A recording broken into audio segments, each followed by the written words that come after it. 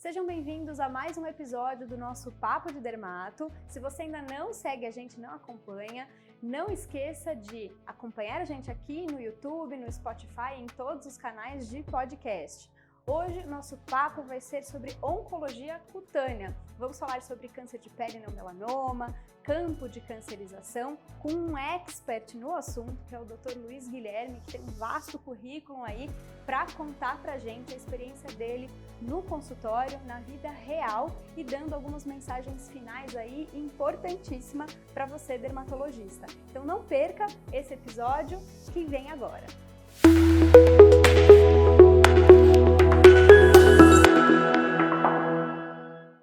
Começando mais um episódio do nosso Papo de Dermato. Hoje eu estou aqui com o Dr. Luiz Guilherme e nós vamos falar um pouco sobre oncologia cutânea, começando sobre o tratamento, o diagnóstico de câncer de pele não melanoma e passando também por campo de cancerização, quais são as condutas, como que ele faz na prática. Uma pessoa super experiente nesse assunto e eu vou falar um pouquinho para vocês esse currículo vasto que ele tem antes de começar essa conversa. Dr. Luiz Guilherme Martins Castro, ele é médico e dermatologista pela Faculdade de Medicina da USP, fez mestrado pela Unifesp e doutorado pela USP, faz parte do conselho editorial do International Journal of Dermatology e do Journal of American Academy of Dermatology. Ele fez eleito repetidas vezes para compor o conselho deliberativo da SBD e também da SBCD, onde ocupou várias funções administrativas e é sócio fundador do Grupo Brasileiro de Melanoma e da Sociedade Brasileira de Cirurgia Dermatológica. Isso eu peguei só um trechinho aí desse currículo, hein? Tá bom? Doutor Luiz, é um prazer ter você aqui conosco nesse episódio. Seja muito bem-vindo. Eu é que tenho o prazer de estar aqui com vocês e poder colaborar. Eu queria começar falando um pouquinho sobre câncer de pele não melanoma. A gente sabe que são os tipos de câncer de pele mais prevalentes, né? Carcinoma basilar, carcinoma espinocelular, e queria já começar com o tema de diagnóstico, né? Sabendo que são os mais frequentes, como abordar, fazer o diagnóstico? Como você faz? É sempre uma biópsia incisional profunda, excisional, né? Vai até a profundidade? Ou, por vezes, em que momento escolher fazer uma curetagem, um shaving, para avaliação diagnóstica? O diagnóstico preciso do tipo de carcinoma é muito importante, porque isso vai permitir para a gente um planejamento adequado. Quando você biopsia um carcinoma basocelular e ele é do tipo nodular, você vai ter uma conduta. Se é um superficial homocêntrico, você vai ter outra. Se é um espino in situ, se é um espino invasivo. A técnica de biópsia é muito importante. Hoje em dia, com o uso da dermatoscopia, uma pessoa minimamente experimentada já consegue ter uma segurança diagnóstica muito grande e pode-se evitar a necessidade de uma biópsia. Tá? Não é a coisa mais comum, mas é perfeitamente possível você já ter aquela segurança muito grande em relação ao diagnóstico. O diagnóstico de verdade vai ser feito com a patologia, como todos vocês sabem. Quando a gente fala de uma biópsia de um desses suspeitas de tumor, um desses tumores, as técnicas mais usadas são ou a biópsia com um punch, ou a biópsia com o shaving, a salserização que eles chamam. Para quem não sabe, o salser, que é falar em português, né, vem do saucer em inglês, que é pires. Então, quando a gente retira aquela camada superficial de pele no formato de um pires, a gente fala de salserização. A salserização tem uma grande vantagem, duas grandes vantagens. Primeiro, ela costuma fornecer para o patologista uma área maior para ser examinada, para dar mais precisão no diagnóstico. O punch, ele tem uma pequena desvantagem, que você vai precisar obrigatoriamente fazer uma sutura depois que você fez o punch. Isso já vai complicar um pouquinho mais o fechamento, a técnica cirúrgica da obtenção do material.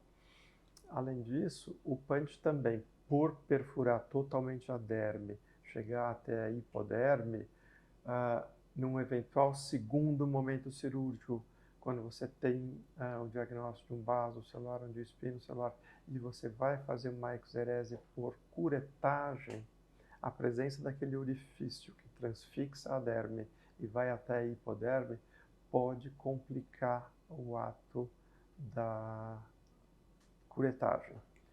Se você vai fazer uma ressecção cirúrgica com bisturi, provavelmente isso não teria nenhuma interferência. Os dois métodos são absolutamente válidos, variam da experiência do profissional que vai fazer, eventualmente alguma questão específica do paciente que você queira levar em consideração.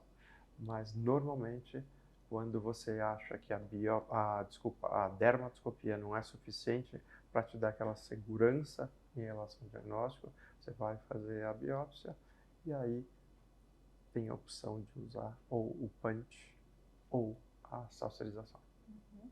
Mas quando, por exemplo, na dermatoscopia você enxerga ali algumas estruturas que te falam um pouco mais a favor de carcinoma solar superficial, como se, por exemplo, você tende a fazer mais uma saucerização do que uma biópsia, um punch? Principalmente se é especificamente no caso do vaso celular superficial. Uhum. O carcinoma basocelular costuma se limitar à transição dermoepidérmica. Então, é uma estrutura muito superficial e você não precisa análise de componentes muito mais profundos. Uhum. Então, nesse caso específico, eu acho que a saucerização é muito indicada.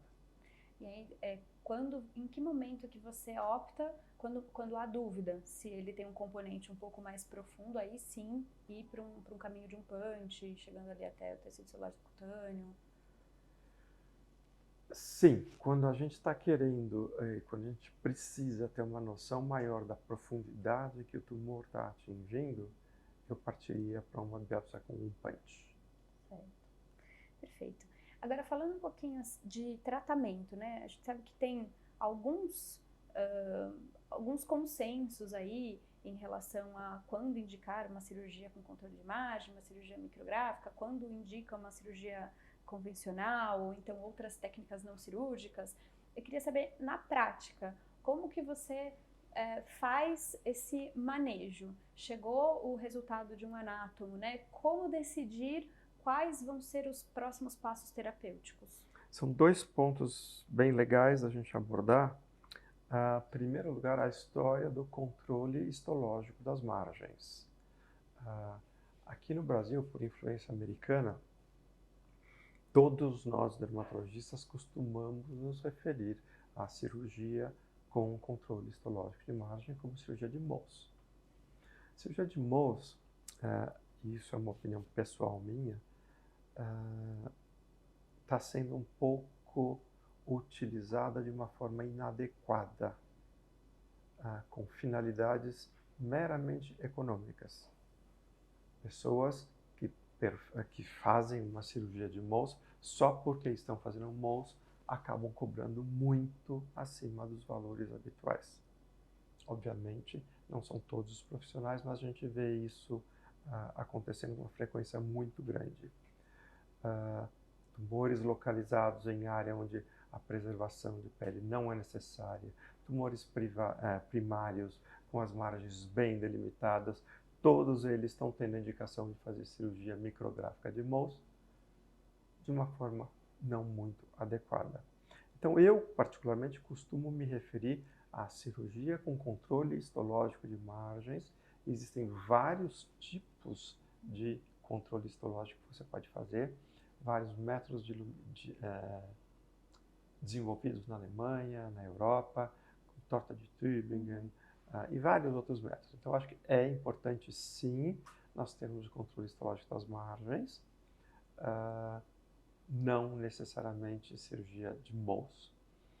A forma que você vai trabalhar com o controle histológico de margem vai variar muito do ambiente em que você trabalha.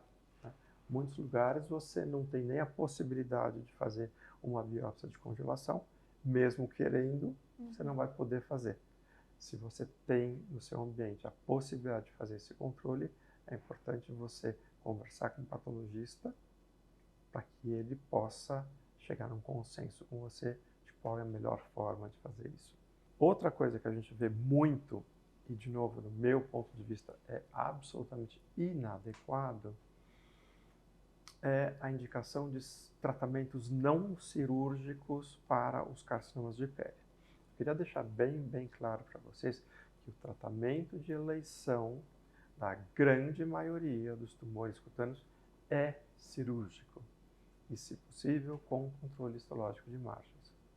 Existem alternativas absolutamente eficazes e muito úteis para se tratar tumores sem ser através de cirurgia. Os tratamentos tópicos, tratamentos não cirúrgicos dos carcinomas são uma realidade. Agora, esses tratamentos só se aplicam a uma pequena minoria dos tumores. Em geral, os tumores de baixa agressividade, os tumores mais superficiais. Você não pode usar um tratamento tópico para tratar um tumor recidivado, um tumor esclerodermiforme, porque esses tumores têm que ser tratados com cirurgia. E, infelizmente, o que a gente vê acontecer com uma frequência muito grande é que pessoas que não têm um treinamento cirúrgico se deparam com um tumor que não se encaixa na definição dos tumores que podem ser tratados com produtos tópicos e acaba indicando não porque o tumor pode ser tratado, mas porque o profissional não sabe fazer um método cirúrgico. Então, essa postura eu acho bastante inadequada.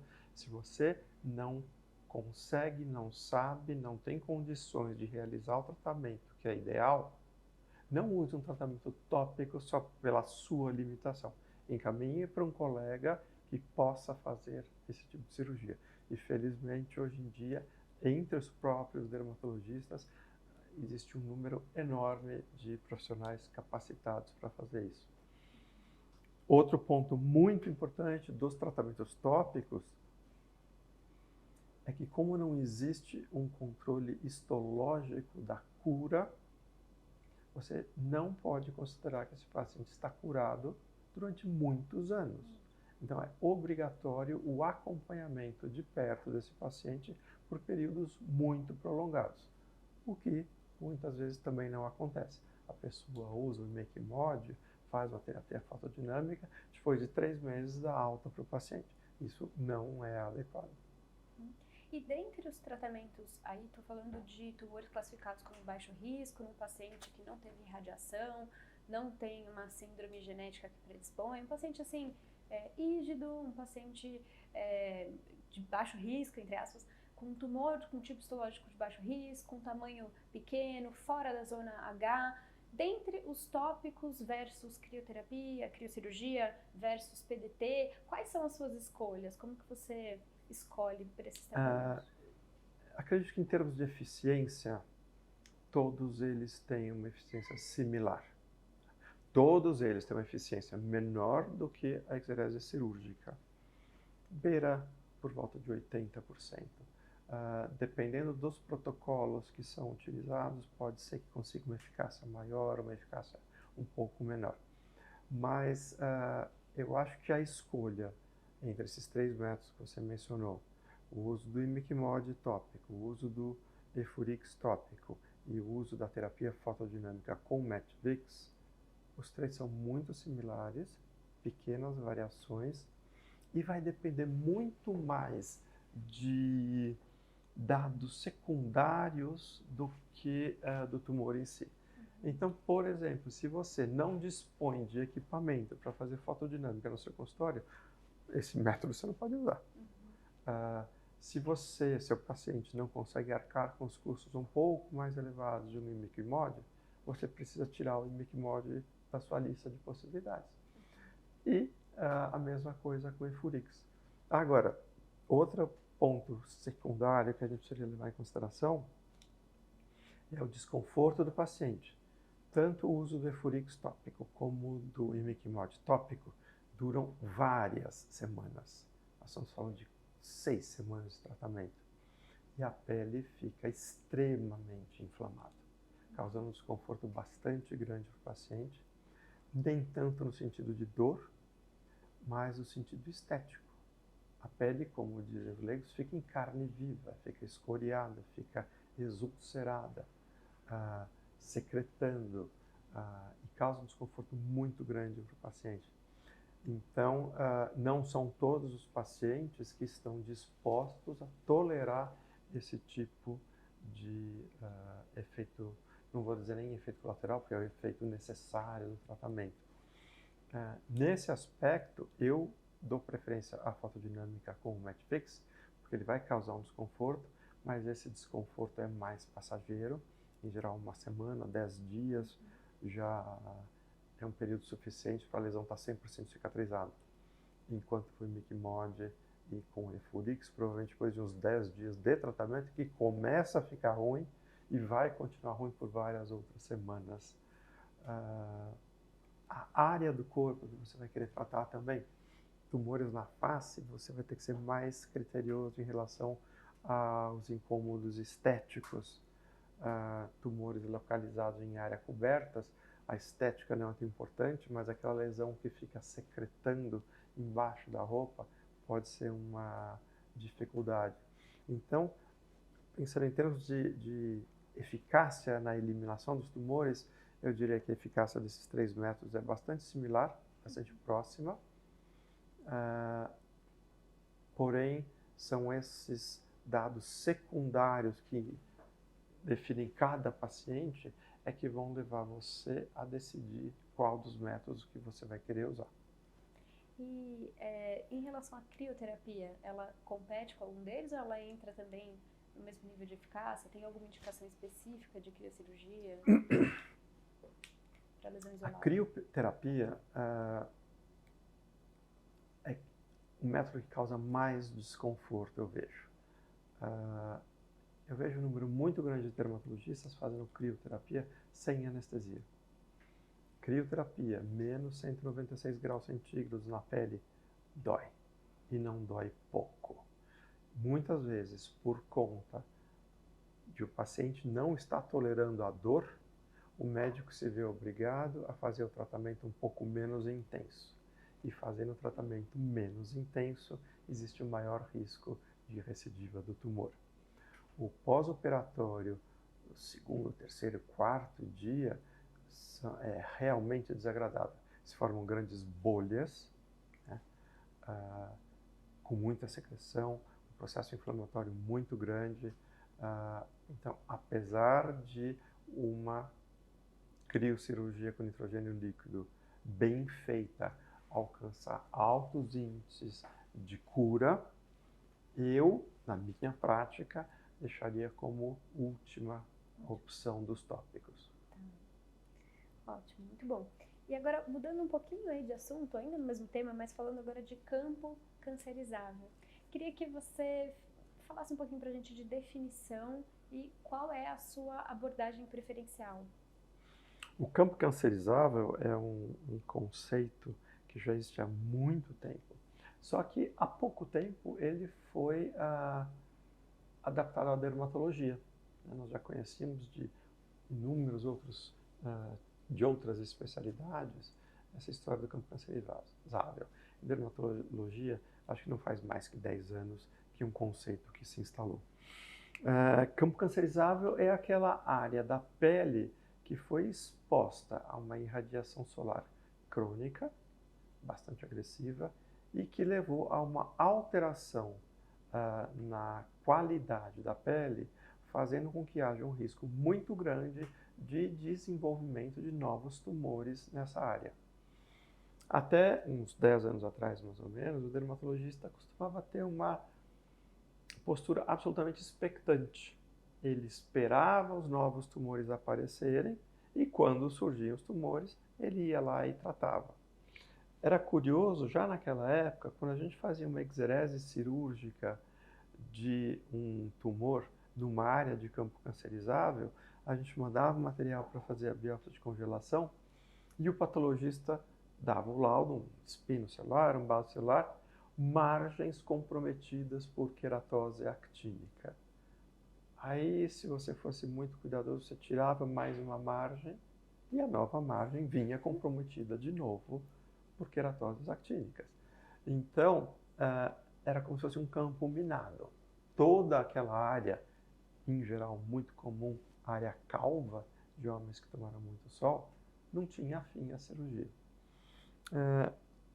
Com a apropriação pela dermatologia desse termo de campo de cancerização, as coisas começaram a fazer mais sentido. A gente começou a notar que não tinha mais sentido a gente ficar naquela conduta expectante, esperar os tumores aparecer para depois tratá-los. Então, se começou a fazer o tratamento de campo, que a gente chama. O tratamento de campo é um tratamento onde você trata toda a área de alto risco de desenvolvimento de novos tumores. De novo, em geral, a área de couro cabeludo. Outra área muito comum, o lábio inferior, de pessoas que tomaram muito sol. Os antebraços. Então, áreas que realmente você tira um câncer, dali a alguns meses nasce outro, e nasce outro, nasce outro. Então, o tratamento do campo cancerizável é um conceito hoje bastante arraigado na rotina do dermatologista e deve seguir como tal. A dificuldade é que, como você tem um dano crônico de décadas de exposição ultravioleta que levou a esse estado atual, você não vai conseguir curar um campo cancerizável em um ano. Provavelmente você vai ter que fazer um tratamento crônico durante muitos anos, não com a intenção de curar o campo de cancerização, mas de diminuir de uma forma acentuada a futura necessidade de novas cirurgias. Se você elimina os tumores nas fases iniciais, você vai estar evitando que você tenha que tratar tumores mais agressivos no futuro. Do ponto de vista de tratamento, eu acho que os mesmos métodos terapêuticos que são usados para tratar topicamente os tumores de pele são os que vão ser usados para tratar o campo cancerizável. Então, o imiquimod, o 5-FU e a terapia fotodinâmica. Durante muitos anos, eu me iludia que eu iria conseguir curar os campos de cancerização. E naquela época, o meu método predileto era a terapia fotodinâmica. Apesar de extremamente dolorosa, nós podíamos fazer isso com anestesia, seja por bloqueios anestésicos ou até com anestesia geral, e os resultados realmente eram espetaculares. Uma melhora da pele que a gente não via com outros métodos. Mas mesmo com essa melhora, novos tumores continuavam a aparecer. Essa mesma experiência se repete quando a gente usa o 5-FU ou quando a gente usa o imiquimod. Você consegue melhoras enormes na qualidade da pele, mas novos tumores continuam a aparecer. Então, que eu acredito que hoje em dia seja um dos métodos mais indicados para se tentar diminuir ao máximo o número de tumores, seja você fazer um rodízio de métodos. Você pode submeter seu paciente a 6 semanas de imiquimod e pedir que ele volte ao seu consultório depois de uns 6 meses, depois de um ano, você vai fazer Efurix, depois de uns 6 meses, um ano, você vai fazer uma fotodinâmica e vai alternando de forma que o lado benéfico de cada um desses tratamentos se some. Né? E, obviamente, mesmo tratando, existe a possibilidade real de novos tumores aparecer. Então, você precisa fazer um controle de tempos em tempos desse paciente para, eventualmente, detectar novos tumores e, se você detectá-los, tratar da forma mais precoce. Se você tem um campo de cancerização com áreas de queratose actínica visíveis, você trata primeiro a queratose para depois tratar o campo ou você trata tudo junto? Como que é a sua abordagem? Esses métodos que nós mencionamos são todos muito eficientes e eficazes na eliminação de queratoses actínicas. Eles podem ter seus questionamentos em relação aos carcinomas já estabelecidos, mas em relação à queratose actínica, praticamente todos eles são bons. E neste caso específico de queratoses actínicas, eu também incluiria a terapia fosfodinâmica com ALA. O ALA não é indicado para tratamento de tumores já estabelecidos, mas é bastante eficiente para o tratamento de queratoses actínicas.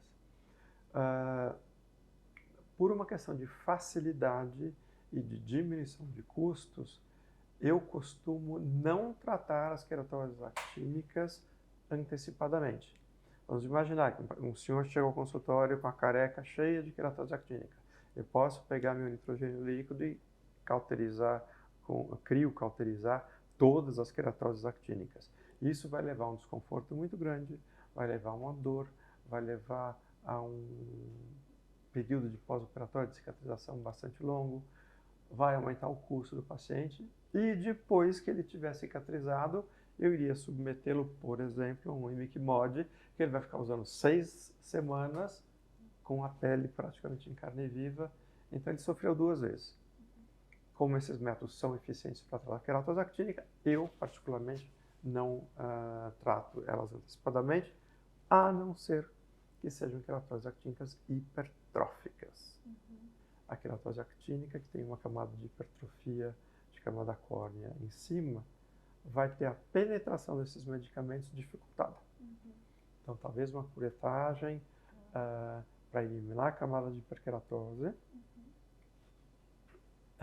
não necessariamente fazendo aquela curetagem profunda para curar aquela queratose actínica, também poderia ser feita.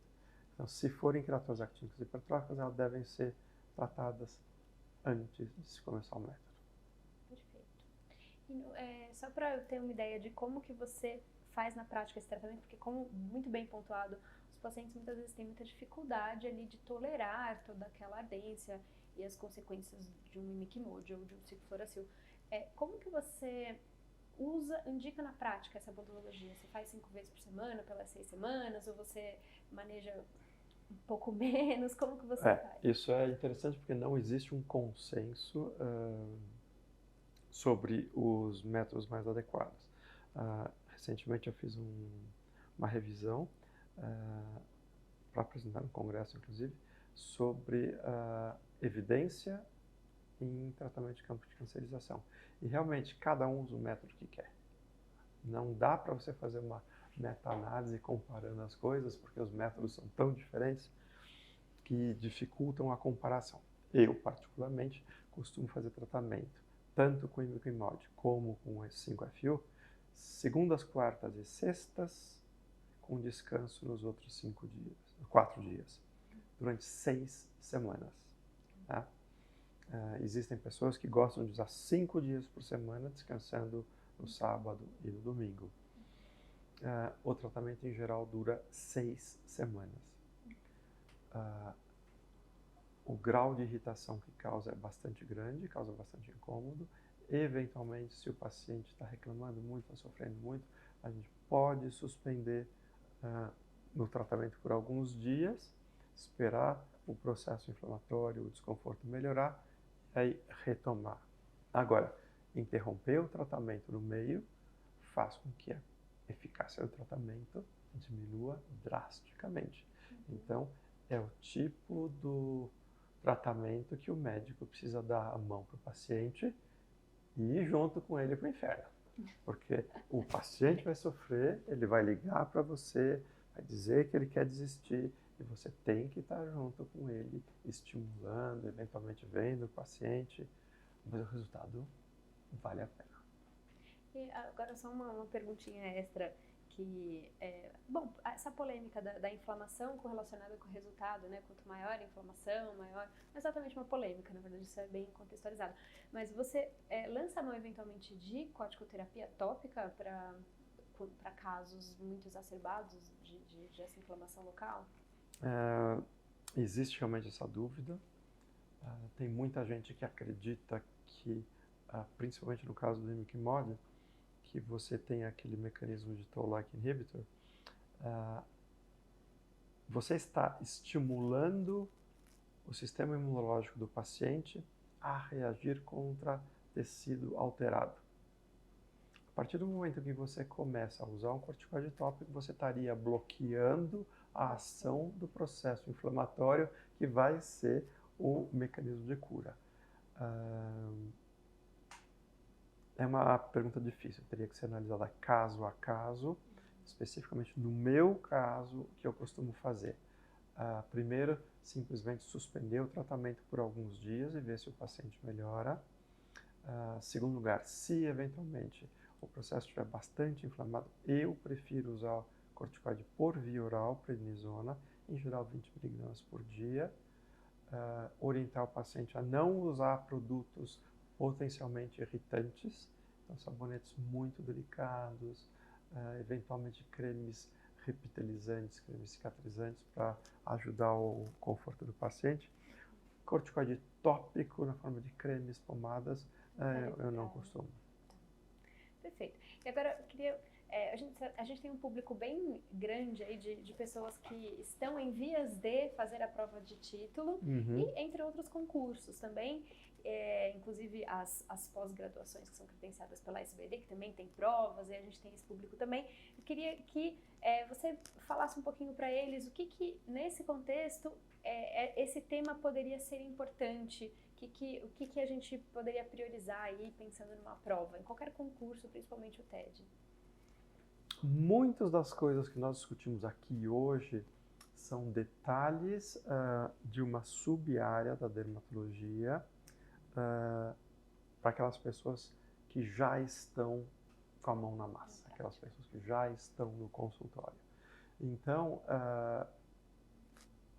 eventualmente, pode ser que muitas das coisas que a gente discutiu aqui não sejam exatamente o que vai ser perguntado na prova do título de especialista.